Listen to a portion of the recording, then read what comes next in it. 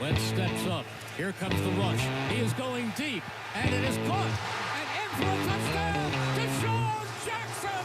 Give the people what they want. It's hard to believe. 3 years ago today, Rube, we were freezing our butts off in Minneapolis. I've never been so cold in my life. Me neither, and it was for a week straight.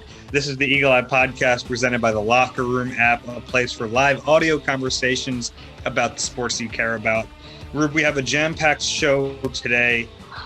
Super Bowl 52, we're going to look back at it. A few of our favorite memories from that day in Minnesota. We'll look ahead to the game this coming Sunday, the Chiefs and Buccaneers.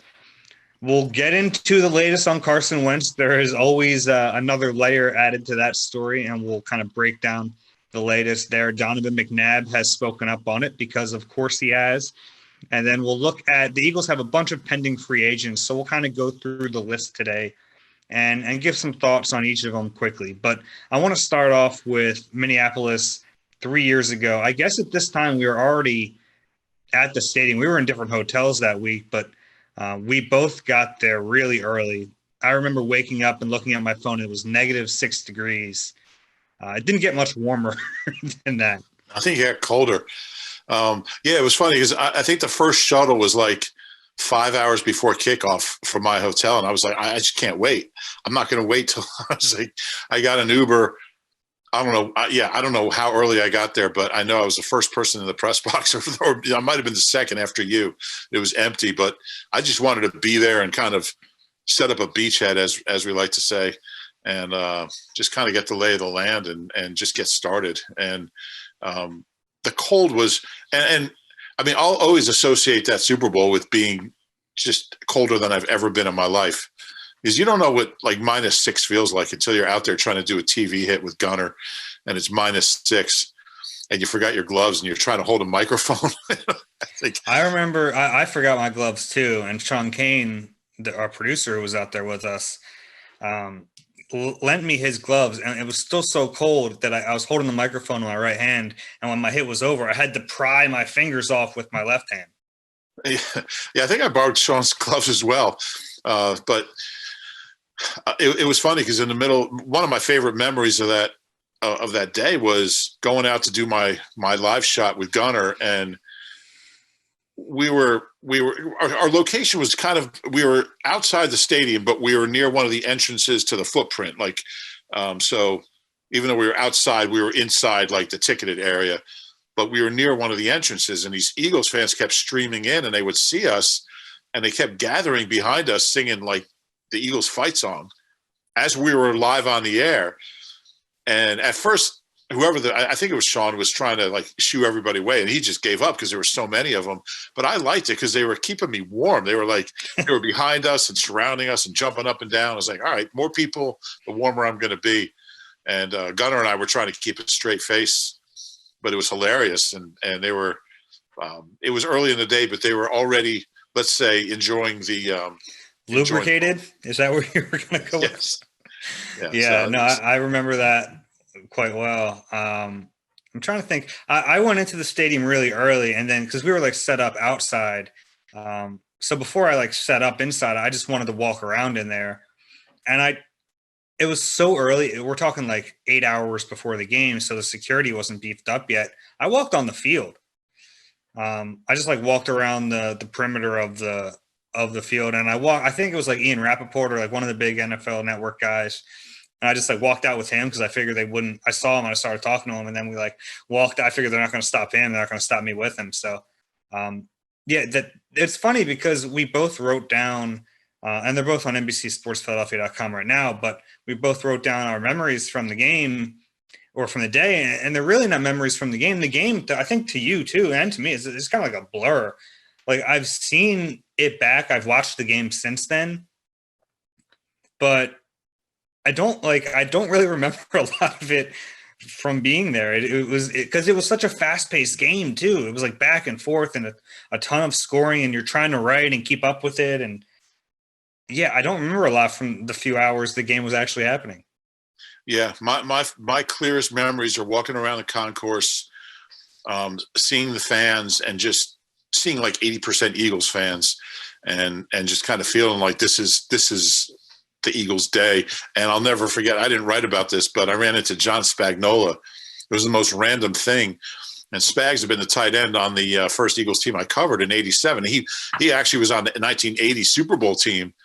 And I asked him what he was doing there. I thought he was doing, work. He was there for some company or doing an appearance, or there was an alumni event. He said, no, I just wanted to come see the Eagles in the Super Bowl. And he was just there with his family. And he hadn't played a game for the Eagles in 35 years. And there we were 32 years at that point, or 30. But I just thought that was really cool. And, you're thinking like in 30 years, Brent Selleck's going to be, he probably will. Like if the Eagles are in the Super Bowl, it might be their next one. In 30 years, Brent Selleck will be there, and, or Trey Burton or Zach Ertz or somebody. But those are the memories that stick with me. The people I met, the people I talked to, and I'm sure with you too, the time in the locker room after the game. I just gave up on trying to get quotes because I just wanted to soak in. It's like at this point, nobody's going to say anything that I'm ever using a story. So just enjoy the moment and enjoy watching these guys enjoy the moment and the interactions and the photos. And I remember sitting with Corey Clement, and he was talking to people back in Philly, and they were describing the scene to him, and he was just in awe of what was happening in Philadelphia. I remember guys looking at their phones, watching videos from Philly, and they were all like, it was almost not bittersweet, but it was almost like they were celebrating, but they were like, man, we want to be there right now. Didn't somebody try to get you to hold the Lombardi Trophy or something? Yeah. I think it was Corey. It was like him and LeGarrette Blount. I have a photo of him and LeGarrette Blount holding the trophy, and then he was trying to pass it to somebody else, and he looked at me, and I went, "No, I didn't win that." I remember them playing "Dreams and Nightmares" in the locker room. That obviously became their kind of theme song throughout the playoff run, and we had seen them dancing to it and listening to it, but it was all videos from right after players are in the locker room before, but after Super Bowl, it's all kind of a free for all because you have everyone's just in there at once. So it felt like we were in a moment that we shouldn't have been in a weird way. So I just kind of tried to sit back and watch them enjoy their moment. Yeah. I remember they closed the locker room, and we hadn't talked to Jeff Lurie yet. And he ended up coming outside and talking for a few minutes outside the locker room, and Doc was out there. Writing at that point didn't seem like a high priority. We had our observations, or we had our initial stories in. I don't think a lot of people were sitting in front of their computer waiting for stories. So it was just really kind of getting as many memories down in my notebook as I can, and just kind of everything I saw. And just, at that point, it wasn't about getting quotes for stories. I had all that stuff. I think I wrote a full story and a Corey Clement story. I don't know what else. I went back and found the stories, and it was amazing. Sometimes in a football game, just by the nature of a football game, you're lacking story ideas. And the Super Bowl was you wrote about Nick Foles and Corey Clement. I wrote about the Philly special, which at that point didn't have a name. Didn't know its name. I mean, I remember writing about it initially, that trick play where Trey Burton threw a touchdown pass to Nick Foles, and it was Trey Burton who was someone asked him what's the name of the play, and that's the first time I heard the words Philly special, and it's funny to think about not knowing that now. And I wrote about Brandon Graham, which is there's so many big stories. And I think I wrote about Brent Selleck too. Yeah. And Alshon, because Alshon kind of predicted it in his own weird way. Now it's before everyone hated Alshon. I think it was the last time we talked to Alshon, actually. It might have been 3 years ago. It was pretty wild. I can't remember I remember we walked out of the stadium at the same time. Well, you know what happened? While you guys were talking to Jeff Lurie outside of the locker room, Chris Wilson, who was the defensive line coach, he was on the phone with, I guess his wife or someone some family member. Then when he was off the phone, I started chatting with him because I remembered earlier in the week I was talking to him, and he kept stressing, overly stressing, that his players had to be patient because he's sometimes you go a whole game without hitting Brady, but all it takes is one play, and then the Brandon Graham strip sack And I looked at him like, you were spot on. And that gave me my lead for the Brandon Graham story. Nice. I remember BG talking in the interview room holding his daughter Emerson, who at that point was like 1 year old. Yeah. And that was pretty emotional. I mean, because at that point, I mean, he's talking about Washburn and he's talking about getting benched and he's talking about how he was a bust. And then, he was dealing with all those injuries at that point. He had I think the ankle, and I think he pulled a hammy during the game. And he's there with his little girl and, BG, I mean, he wears his heart on his sleeve. So, it was, we're not used to, I mean, we're taught to like not get emotionally involved in anything that you're covering. And, 99.9% of the time I'm pretty good at it. But that night wasn't easy to do, especially with Nick. I mean, and I wrote about this. I asked Nick a question at his press conference. There's like 1,000 people in there. And it's one of those where you had to raise your hand and get called on by the NFL. And I thought, I have no shot. It was really short. He took like maybe 8 questions and then they got him out of there. And I raised my hand. It was like one more. And I raised my hand and they called on me. And I was like, asked my question. And Nick looks over in this crowd and sees me, goes, "Hey, Rube." Like, it was just another day to him. It was just like we were in the locker room or, it was an OTA practice and we're talking to Nick after practice. It was just like, "Hey, Rube." And it was so matter of fact. And it kind of struck me. That's why he was able to play so well, because he just somehow was able to take that day and turn it into just another day at the ballpark, just flinging the ball up and down the field. And he never got caught up in the moment. And I don't know how he did that. I'll never understand that, but he did it. And one of the few things I remember from the game was Nick early when he was starting to hit. And it was, you were like, oh, because Nick Foles, his whole career has been great or awful, really. I mean, he's had these games where he plays out of his mind. He's had other ones where he's just awful, and you never knew. Never average. Yeah, and you just never knew which Nick was going to show up. But it was pretty clear early in that game that good Nick was there, and it was like, all right, they got a shot now. I remember that was clear in my mind. Yeah, I still remember. I think the best pass he threw that whole game was the one that Alshon bobbled up in the air that got picked off at the 1 or 2 yard line. It was an incredible throw. He made so many incredible throws in that game. And yeah, I mean, I don't remember like the Zach Ertz 4th down play. I don't remember seeing it live, but I mean, I was there. I had to see it. I had to understand what was happening. Yeah, at 4th down, you stop whatever you're doing, right? Like, yeah, I think I was watching the game at that point. But when I watch it, and I've probably watched the game 20 times since then, I don't remember like seeing that play happen. It's kind of weird. I don't, like you said, it was all a blur once the game started, and all my sharpest memories are before and after. I just remember trying to leave the stadium and we had no idea where we were going. I got an Uber out of there. Yeah. I got on the shuttle bus and back to the Marriott, and all the Philly guys were sitting up in the front on the right. And I remember they were talking about, I remember Zach Berman and Jeff McClain and Les Bowens all sitting there talking about what the Eagles could get in a trade for Nick Foles. And I'm like, they're not trading Nick Foles. I don't know why I still remember that, the whole bus ride. I'm trying to write, and I'm sitting there, and I'm trying to write. And that was the topic, was what are they going to get for Nick Foles? And I don't know why the things you remember. And then I never slept. I was up writing. There was a bar in the hotel. It was closed, but they had high tops, and I just sat there and wrote through the night. And at some point I took a shower, packed up, and next thing I knew it was like 6:15, and I had to do a WIP hit with Angelo. And like, to me, it was still Sunday, but I guess it was technically Monday morning. And Angelo was like, has it sunk in yet? I'm like, I don't even know what just happened. No, I can't even talk about this, but yeah, and then it was off to the Foles presser, and it was. I'm so glad we had an opportunity to do it. I mean, like Jacksonville in 2004 was, they lost the game. It was a close game. They lost it, but there was something completely different about this one. Obviously, they won, and that was the most different. But just the whole week and the intensity and yeah, I think the cold probably has a lot to do with it. I mean, I just associate that week with being unbelievably cold. I mean, it would take half an hour just to just to get the ice and snow off your car in the morning. But I was sick as a dog. You got really sick at the end of the week. And yeah. I didn't leave my hotel room on Friday or Saturday. Yeah, you were questionable, actually, I think.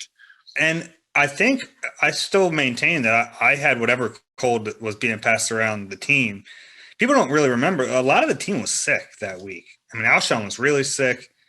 Guys, it kind of went through the entire locker room. And I remember thinking, I kind of joked at the time, like, I'm sacrificing myself. I'm going to know how these players feel on Sunday.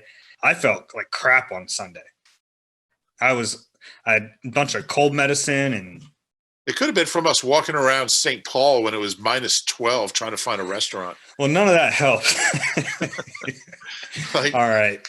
Anyway. We got to wrap up these memories. If you guys want to check them out, go ahead. We have more that we didn't get to on the website, Reuben and I. But it's Super Bowl 55 coming up in a couple days here. We're not going to break down the entire game, but it's an exciting one. It's an exciting matchup. I think both of us initially picked the Packers to win the Super Bowl, and that's out the window. I think you had Packers and Bills, and I had Packers and Chiefs. Yeah. So I'm still kind of alive, but not really. We both didn't do very well. No, and I'll stick with I like my pick. I thought it was a good pick, but because Mahomes really hasn't played that well, and I thought the way Josh Allen was playing, I thought Buffalo was going to go in there and win. But it's an interesting game. I mean, for so many reasons, and there's so many Eagles connections, and obviously Big Red, but also, I mean, Bruce Arians is a guy who coached at Temple. He's got South Jersey guys on his staff like Kevin Ross and Todd McNair, former Eagles, on his staff like Mike Caldwell. The Todd Bowles Temple connection and Eagles connection, who's both an Eagles guy and a Temple guy, and obviously McNair and Kevin Ross played for Bruce at Temple, and I mean the Eagles connections are with Kansas City. I mean Brett Veach started out here. Obviously Eric Bieniemy played here. There's just so many. I mean, Mark Donovan, the team president, was here. The whole franchise kind of moved out there. Rick Burkholder, the trainer. Barry Reuben, the strength and conditioning guy. There's not a lot of players. They don't have former Eagle players, but coaches, support staff, strength and conditioning trainers. They're all there. And so it's kind of like Eagles West. And, whichever team wins, I mean, Pat Mahomes, if he wins 2 in a row at his age, he's already one of the greatest quarterback talents ever, but he'll be on his way. I mean, he'll be a top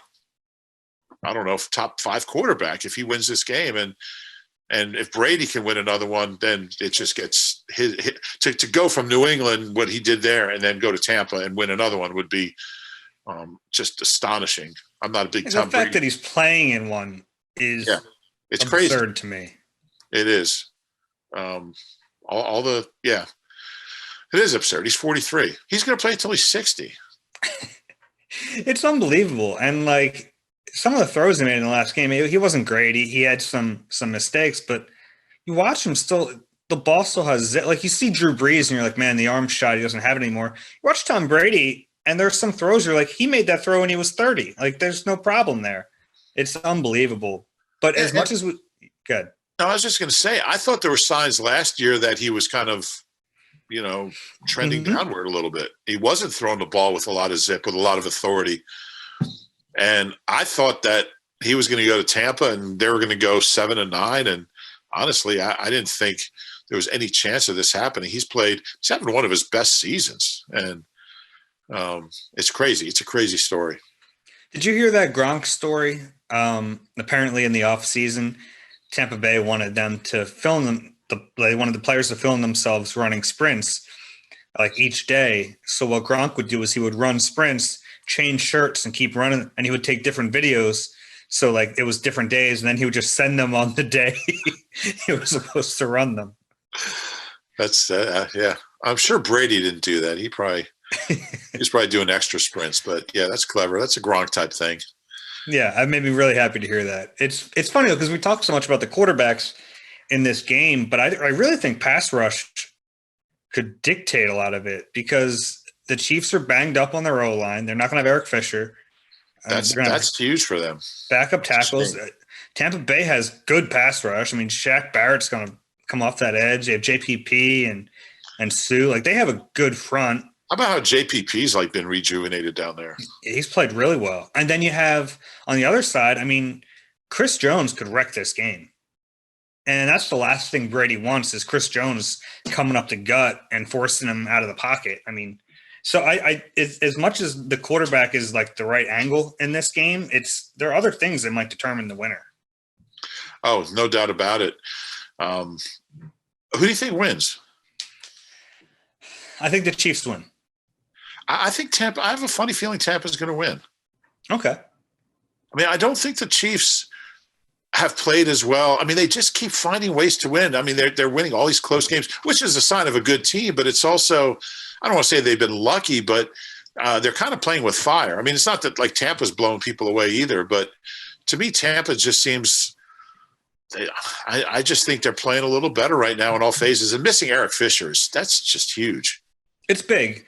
It's big. I still think Kansas City is going to be able to score. And they just have so many ways. Yeah.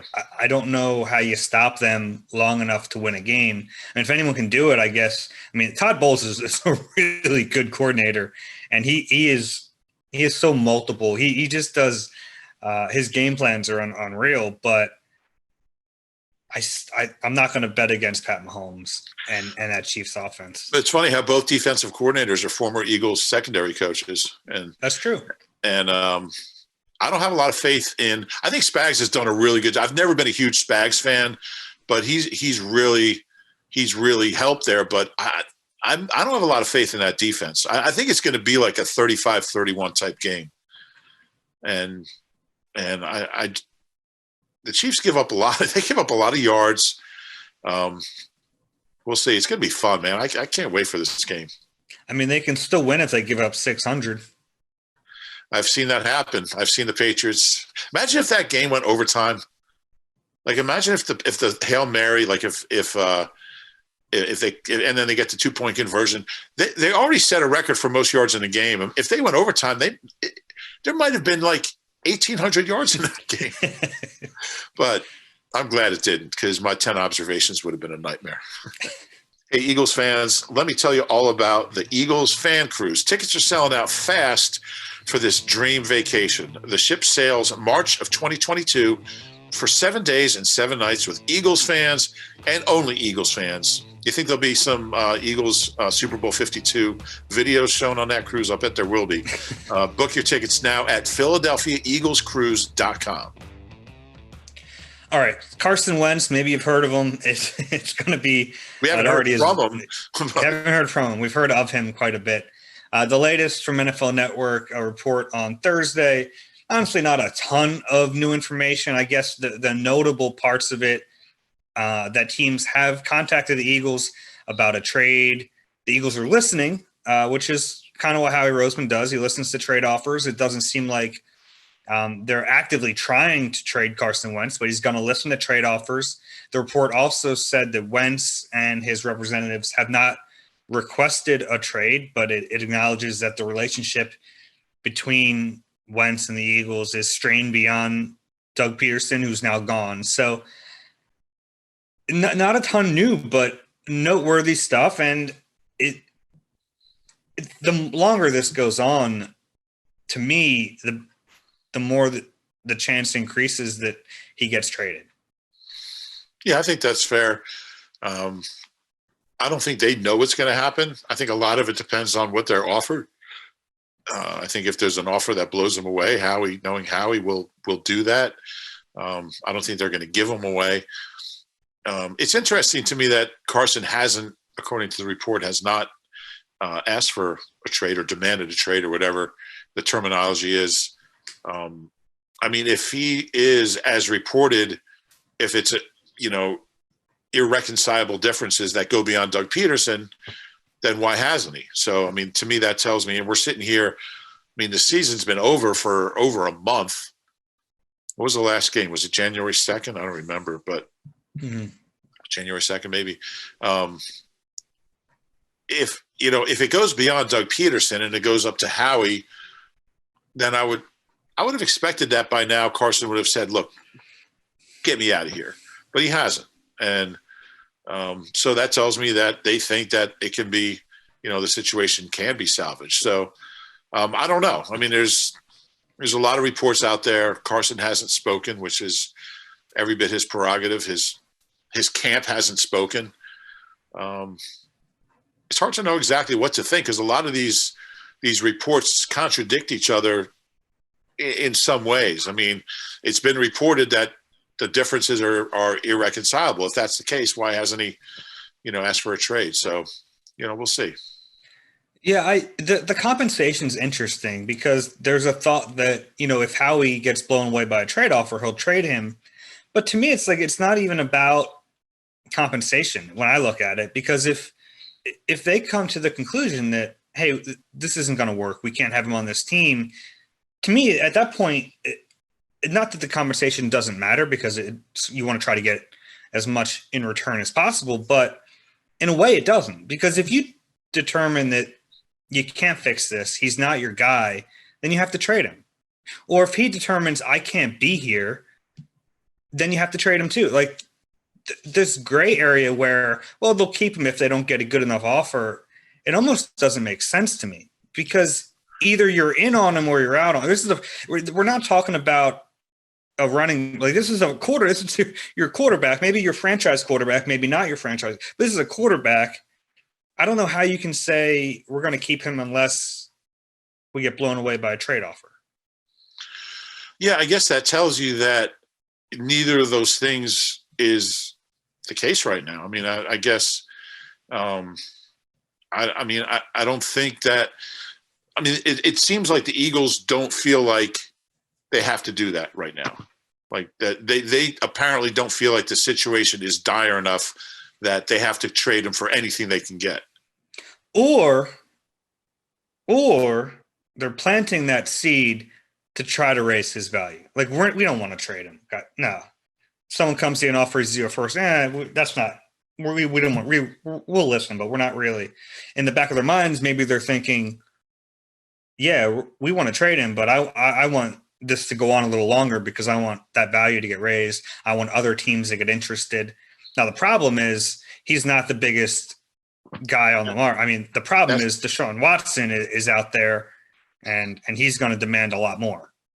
And there's a lot of other quarterbacks, and as guys start to change teams, Derek Carr is another, options. So, I mean, I don't think Carson's really at the top of that list of guys that are going to be available. He might not be at the very bottom of it, but if I'm the Eagles, I'm thinking if I want to move him, it might behoove me to do it now before these other guys start filling up those slots. And this is where a lot of the legwork has to be done by the front office, by the pro scouts, trying to figure out landing spots, trying to figure out not just the possible landing spots, but if they look at a team, and I'm just going to use the most commonly used example, the Colts, like, okay, the Colts might be interested in Carson Wentz. Which other quarterbacks might the Colts be interested in? And then you have to kind of keep stock of those quarterbacks and which teams are interested in them, because then you get a better sense of it's all going to kind of be a web that fits together. And then you can kind of get a sense of what's realistic for Carson Wentz, both in terms of landing spot and compensation. And I don't think we have a full understanding of the compensation yet. If Jared Goff had been traded on his own, we talked about this in the last podcast, if it was just Jared Goff, if it was just Jared Goff for draft picks or for a draft pick, then we'd have a real baseline to know what Carson Wentz is worth. But because he was a part of a Matt Stafford trade, it's all you have no way to isolate it. So I don't know if we got a great sense of Wentz's value from that trade. Yeah, I don't think we did. I'm really curious what teams out there think of him and what they would be willing to give up for him. It's so hard to tell. I mean, there's just it's such a strange situation, such a strange circumstance. I don't know what his value is. I don't know how good he is. I don't know anything about Carson Wentz anymore. I don't know where he wants to be. I don't know if he can play anymore. I don't know if he's still I mean, he could go somewhere and have a Pro Bowl season. I wouldn't be shocked. Or he could be out of the league in 2 years and I wouldn't be shocked. It's a really, really unique, unprecedented situation. What's more likely?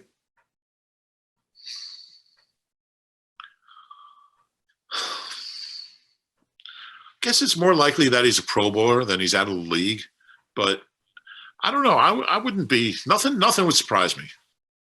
Yeah, I still think there's going to be interest in him. Now, is that interest going to rise to the level of multiple first-round picks? Probably not.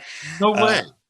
Yeah, exactly. No way. But the best-case scenario for them is that things shake out and there's two teams who still need a quarterback. And then you can pin those two teams against each other and get the most if you're going to trade him, which, hey, maybe they don't. Maybe they bring him back, and that's the other part of this with Jalen Hurts is, Nick Sirianni wouldn't answer it directly, but I don't know if you can just say Carson's our quarterback after seeing last year. Could you do that? I mean, does it have to be a competition between those two guys? No, I mean, it can – I mean, then it gets into like, you can say it's not a competition and still bench him 3 weeks into the season if he's playing crappy. So you might not be calling it a competition and Carson might be the opening day guy from the get-go, but it doesn't mean anything's a lock beyond, opening day and who the starter is. And I think if they're that concerned about Carson's, confidence and being the guy and everything, then maybe you do that. Maybe you say, well, Carson's the guy, but hey, don't tell anyone they're competing. I don't know. But it really, if it gets to the point where you have to coddle the guy that much, what's the point? Yeah, and it's the longer it goes on and the more you think about it, you're like, how's this going to work? Yeah. And again, I've said this before, but I just wish Carson would say, you know what? I want to compete for this job. I'm a competitor. I think I can, there's no doubt in my mind I can win the job competing with anybody. Bring it on. Let's go. I want what's best for the team. It's just that's what I would do. That's what I think most people would do, and if you lose, you lose. And somebody else is the quarterback and you deal with it. Like backups have dealt with it for years, like Nick Foles, and stayed ready and won a Super Bowl. So I don't know. I don't know if that's in Carson's DNA to do. Yeah, but I don't know. And maybe there's factors so easily just by saying, I want to be here and I want to fight for my job. Yeah, but I don't know if he feels that way.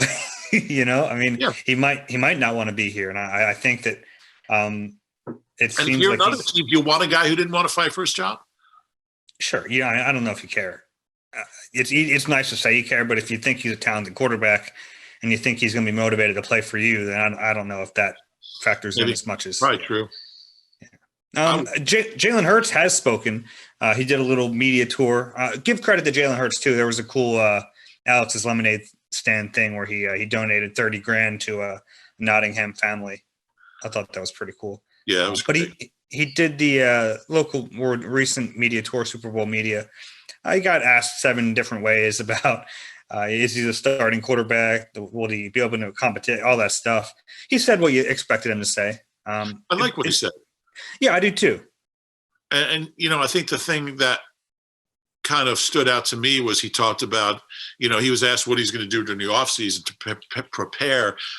And he said, build relationships, build relationships with my receivers and my coaches. And I don't think he was consciously trying to be the anti-Carson there. I think that's just who he is. But, I thought that's, he could have said, I want to cut down on my turnovers. I got to cut down on the fumbles, but I think he said what's really most important is build relationships in the building and, really get to know my receivers and my coaches and the offense and how this offense can work for me and how I can work for the offense. And I don't know. He showed a lot of maturity. I thought, and again, I don't want to hold it against Carson that he hasn't spoken. I don't think that's entirely fair. I think there would be a lot of value for him if he did. But I do think that Jalen came across really well and really mature. Where And he has even last year. I mean, last year he met up with a bunch of guys, oddly, around the same time that Carson did in the Houston area. And I think one of the possibly contributing factors to all this is that Jalen Hurts goes about his business like he's the franchise quarterback. And he did it immediately as a rookie. And that's not a bad thing. I mean, I think you want that confidence. But I don't think he's going to I don't think it's in his DNA, even coming in last year, to just be like, oh, I guess I'm the backup. I'll just wait. Defer. And I'll just defer and I won't be a leader. Like, I don't think that's who he is. So the Eagles had to know that when they drafted him. And I don't want to make it seem like it's knock on him, because it's not. But if there was a part of Carson Wentz that was threatened by Jalen Hurts, it was probably that part of it, that Jalen was immediately building relationships with the receivers. He was immediately becoming a leader. But those are the things that made him a really good quarterback at the college level and might make him a good quarterback at the NFL level. So I give him credit for how he's navigated this, because it's tricky. It's tricky for everyone involved. I don't think this was the best landing spot for him. You know, it's kind of a mess. He finds himself just in the middle of this drama that he didn't sign up for. I mean, they had to know when they drafted him the two things that you just said. A, his confidence, a supremely confident kid who's going to, whether he's number 1 or number 3 on the practice squad, he's going to act like he's the man because that's his nature. And you have a incumbent quarterback who's got, who's maybe a little fragile. I don't know what the word is, but, maybe a little sensitive, a little fragile. And did they think about how those two things are going to mesh when they drafted him in the second round? I don't know how you don't, but I don't know how you take him if you do. And I think he has a chance to be a good player, but I still think it was not a smart pick. Yeah, no, and I still disagree with making that pick, because I think that it has led to some of this. Maybe not all of it. I think that's unfair to say it's led to all of this, and I don't know what the percentage is, but I don't know if we get to this point without Jalen Hurts being here, and that's not his fault. I feel for him because he's tried to do everything right, and he should want to be the franchise quarterback here. That should be his goal, and he shouldn't care how Carson Wentz feels about that. Quite frankly, he has to do what he has to do. Speaking of fragile franchise quarterbacks, I was wondering what kind of segue we would get. Donovan was on with Zach Gelb on CBS Sports Radio, and it's noteworthy because it's Donovan, but it's also eye roll worthy because it's Donovan. I don't necessarily disagree with him that he said he believes it's in Howie Roseman's best interest to trade Carson Wentz. I don't necessarily disagree with him, but what'd you make of Five's comments? And Zach does a good job. He's a Temple kid, and he does a good job getting guests on that show. I'm tired of it all. I'm tired of, I don't know. I guess my answer is I don't care what he thinks at this point. I think Donovan will never get to – Donovan is a really good quarterback here, and nobody thinks of him that way. People think of him as the guy that won't stop talking about everything. And, the guy won 9 playoff games. That won 9 playoff games. Made 5 NFC championship games. He's not a Hall of Famer, but he's pretty close and had a really good career. But he was never the most popular guy here because of the passive aggressive stuff, because he never really embraced Philadelphia, because he always came across as overly sensitive, and he's not helping himself. And until he stops saying this kind of stuff, I just don't think he'll ever be embraced the way he should in this city. I remember saying when he got traded to Washington on Easter of 2010, Nah, 10. Yeah, 2010, right? Yeah, it was after the 9 season, yeah. Yeah. So it was Easter of 2010. I remember saying, and everybody was like, just thank God, just, get rid of him. And I remember saying, he will never be appreciated in this city until he stops saying stuff he shouldn't say for 5 years. And it was kind of like Randall. Like Randall at the end, nobody wanted Randall here. Everyone hated Randall. He hadn't prepared for that playoff game against Dallas. He didn't bring his playbook with him when his son was born, Randall Jr. He flew back to Nevada from Florida. And, Randall gradually became, he's beloved here now because how he reinvented himself, and not reinvented like, disingenuously, but just kind of became, accountable. He admitted he didn't prepare and practice the way he should have when he was here. And, he just kind of embraced who he really is. And until Donovan does that, he'll never get the credit in this city that he deserves. And it's a shame because he was a hell of a player. It is a shame, but he doesn't care. No, I don't think he does. Yeah. And look, he views himself as a media member now. So having opinions, look, he's allowed to have opinions. It's just when it's about the quarterback in Philadelphia, it's going to be taken in a certain way. And that's just what it is. At least he didn't get asked about T.O. Still saving grace there. Before we end this podcast, we're going a little long here, but I said we would do it. So let's go through the Eagles free agents or the pending free agents and just give a quick thought on each of them. I just have a list in front of me. Most of these guys are unrestricted. I'll make a note when they're restricted. Jason Peters, I think we both agree here. It's definitely back. Time. Long-term deal. Who knows? I mean, I guess you can't rule it out. Yeah, you but, can. I mean, I thought that last year, man. Yeah, that's true. And then they found a reason to bring him back to play a position he never played before. Yeah, it didn't go so well. I'm going to go on a limb and say he won't be back. Yeah, I'm with you there. Jalen Mills, this is an interesting one. I actually thought Jalen Mills played okay last year. He wasn't great, but for changing positions and then kind of shuffling back and forth, he never really got a chance to just stay at safety. Interesting one. I'm not sure. And I don't know how much this new defensive staff will value him, but I'm on the fence here. I think he's back. Okay. I think he's back because, I think he's, I don't think he's going to be super expensive. I was surprised how expensive he was last year. Yeah, he was $4 million. I mean, that's a lot of money for a guy who, let's be honest, this wasn't a very good corner, and now you're asking him to play a different position. Yeah. $4 million was honestly too much for him last year. Yeah, that is a lot. I just feel like he'll be back. I don't know. I think there's so many other areas that they're going to need to shore up. Just say, all right, we got Jalen. We know he can do a lot of things.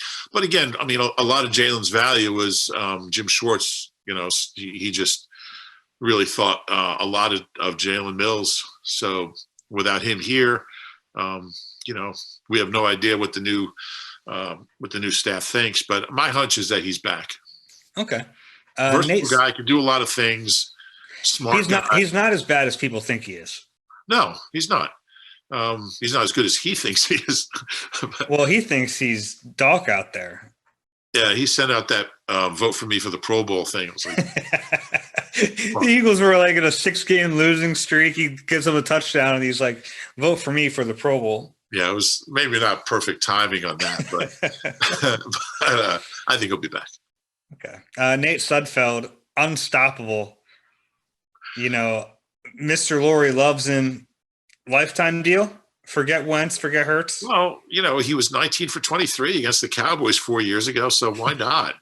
I don't know how you bring him back after that. I mean, he's probably as good as you're going to find for a third-string quarterback. But I think it's time for Mr. Sudfeld. And I like Nate. He's a good dude. Yeah, we both really like Nate. How about him going to Indy? They don't have any quarterbacks. He could be the backup at Indy. Yeah, I could see that happening. Yeah. Yeah. Who talks so much about Wentz going there, but Sudfeld could end up there. Yeah. Nickel Roby-Coleman, disappointment. My biggest disappointment of the year. I really thought he was going to be good as their nickel last year, and he had a few flashes, but ultimately didn't play very well. Yeah, I was not a fan. I expected more. I still think Cravon's had trouble staying healthy, but watching those two players, and they're different kind of players, but if I had to play one in the slot, it'd be Cravon. Well, how about Cravon? Because he's a free agent too. Yeah, well, they already cut him once, so I don't know. I like Cray. The injuries have been an issue. They've been a problem. I think he's a guy you could probably bring back really cheap. I like his game. I think if he could stay healthy, I like having him on. He's a tough, physical guy. He's around the ball. He's a good tackler. I would bring him back, but I don't know what they're thinking. I'm going to say no. I just think that he's not the kind. I don't think he's the kind of guy a new administration is going to look at and really prioritize bringing him back. I would, but I don't think they will.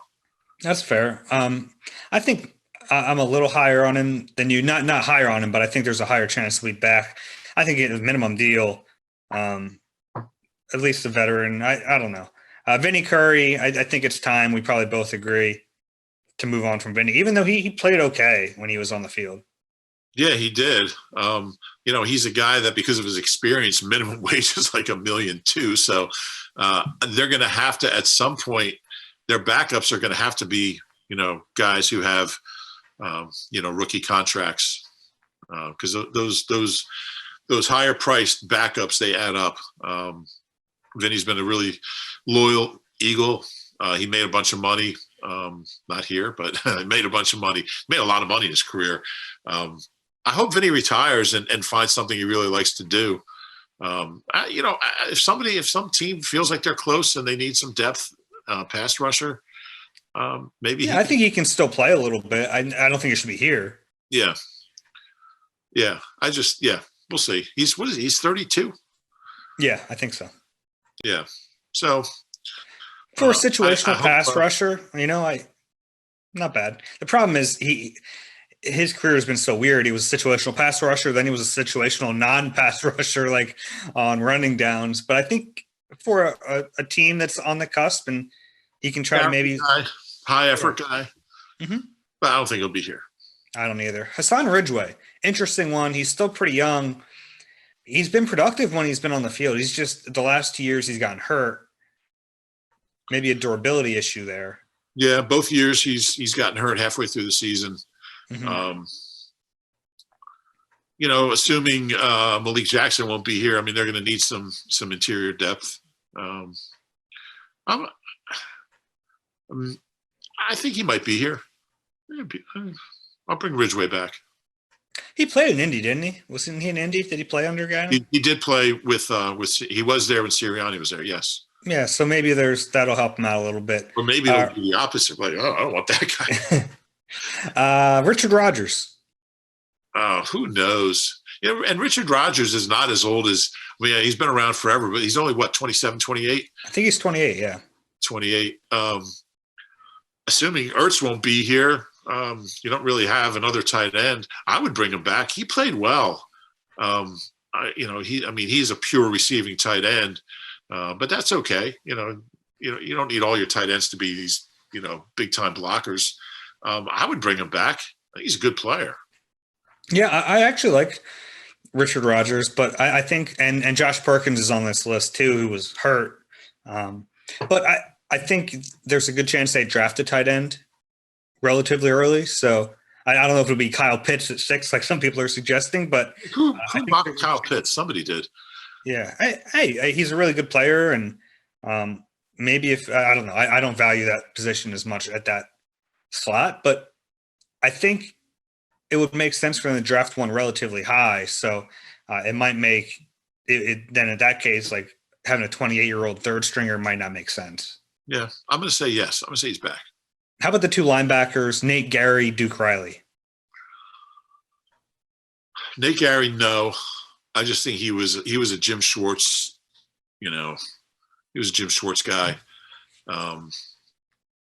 I thought he was going to be better this year. I thought because he wasn't awful last year, but I thought he was going to play better this year, and he got hurt, and then everyone forgot about him.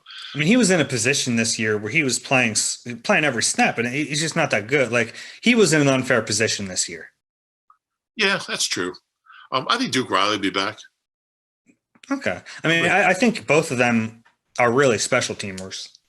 Yeah, I think Duke Riley, you can get away with playing him on defense a little more than Nate, but not a whole lot more. Yeah, I mean, I think if Nate had the Duke Riley workload or like the TJ, like a smaller workload, you'd hide him a little bit better. But I don't we shouldn't be talking about hiding players either. Like, if you're talking about free agents here, you got to pay these people to bring them back. I don't know if it's worth it. Yeah. Rudy Ford, when he is healthy, he is a really fun special teams player. He can't stay healthy. Yeah, I'm going to say no. Yeah, I'm with you.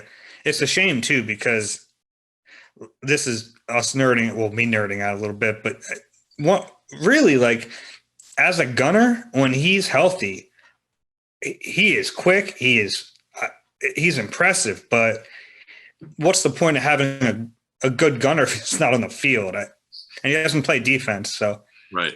Yeah, it's probably time to move on. Yeah. The last unrestricted guy on the list, Corey Clement, really a special teamer last year, didn't get much time on offense. It looks like there's some cumulative effect of those injuries on him, which is a real shame. But yeah. I don't think he has much. It's what a career. I mean, I can't get over the fact of, not only did he have 100 yards in the Super Bowl receiving, I mean, he had two of the greatest plays ever. Like the touchdown, which was originally, I think it was originally ruled a touchdown, right? Mm-hmm. And it was upheld. I don't know how he made that play. He had three guys draped over him, and he's a running back who didn't even catch the ball that much. Didn't catch it at all in Wisconsin.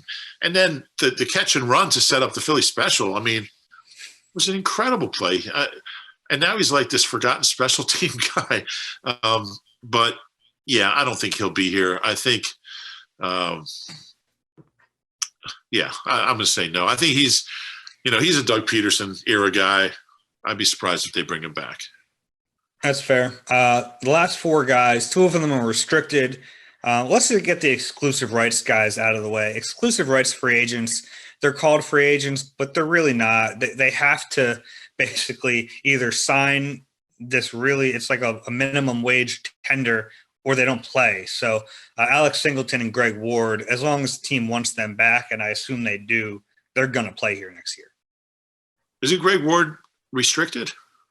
No. No, he's only played 2 years. That's right. Yeah, he's exclusive rights. Yeah, it feels like he's been around forever. Yeah, I know. No, he's exclusive rights. So because he was on the practice squad, and that doesn't count for pension credit. So he's got 2 years of accrued experience. So yeah, obviously they're gonna bring both those guys back. Might be their best. Sometimes they'll just sign the same deal without using whatever, but they'll be back. They'll be back. They might be the best linebacker and their best receiver. Maybe. The restricted guys are Cameron Johnston and Boston Scott. Now, this is tricky because those tenders are a little pricey. I mean, obviously, neither of them are getting a first or second round tender. So we're talking about the original round tender. Let me look it up real quick while I'm talking, because it's pretty expensive in 2021. So it's like if you put the tender on them, then you have right of first refusal. So it's $2.1 million. I don't see them tendering either of these guys. No, it doesn't mean they won't be here. Who was it? There was somebody last year that they didn't tender and they brought him back, cheaper deal. I can't remember. That'd been Corey. Yeah, you're right. Yeah, it was Corey. So I think I like Boston Scott more than a lot of people do, and I think the whole running back thing was just a mess this year. It was just the rotation, the roster. I mean, all of a sudden, here's Jordan Howard getting meaningful snaps. It just didn't make sense. But I think if Miles Sanders is your clear one and Boston is number two, I'm good with that. I think Boston can play. And sometimes he would. I mean, when he's had to be the starter, it's always been against the Giants, but he's always played well. And as just play him in those 2 games. Just play him against the Giants. He's got more scrimmage yards against the Giants over the last 2 years than any player in football. It's insane. But I like Boston. And I think if Boston and Miles are used correctly, I think you have a pretty good 1-2 punch. Boston Scott's pretty good. So I think you bring him back. I think if you tender either of them, it's going to be him, but I don't think they will. Cam struggled at the end of the year. I don't think he didn't finish strong, but nobody really did. I think he's still a good punter. I think he'll be here, but I wouldn't pay him $2.1 million. Although they gave Jake a lot of money, so who knows? Maybe. Yeah. So the way that works, if anyone doesn't know, the restricted guys, if they're not tendered, they become unrestricted free agents. So they'll have a chance to talk to other teams, and maybe one of them wants to go elsewhere. Maybe maybe the Giants are going to sign Boston Scott. Be like, no, you're not doing this to us anymore. Yep. We'll see. But that's the list. Not a lot of those guys. It's not a huge list this year. I mean, the most notable guy is probably Jalen Mills, and even he's not like a top-notch player. None of their star players, and they don't have a lot to begin with, but none of their star players are going to be free agents. Yeah, and I think they're in a position where there's not one guy on that list that they have to have next year. Yeah. There's not one guy that you say, they got to get this guy signed. So, and it was the same way last year. So I think they're, from that standpoint, they're okay. I guess it's a good thing when you don't have enough good players to worry about bringing them back. Yeah, anything else before we shut this down? No, enjoy the game Sunday. What are you doing? Well, I guess nobody's doing anything. We're just sitting at home watching the game. But I'm stoked. I think it's going to be a fun game. Yeah, I'm excited. And I'll be happy for somebody. Like if Tampa wins, I'll be really happy for Arians. He's a great guy. Mike Caldwell, Shady. I'm a big Shady guy. And if, obviously if the Chiefs win, I mean, then we can start talking about where Andy Reid ranks all time among head coaches, which is going to be pretty close to, in the top 10 somewhere. We can talk about that next week if they win, but should be a fun game. Yeah, I always feel obligated to go to Super Bowl parties, and part of me is kind of excited to just sit at home and watch it. Like, because Super Bowl parties, you're hanging out with friends and drinking beer or whatever, and you're not like, I want to watch the game. I'm excited for the actual game, so I'll just plug into that, and it'll be a good one this year. Yeah, looking forward to it. All right, if you enjoy that Eagle Eye podcast, do us a favor. Please rate and subscribe wherever you get your pods. If you're watching on YouTube, hit like, subscribe there. For Rube, I'm Dave. We'll talk to you next week.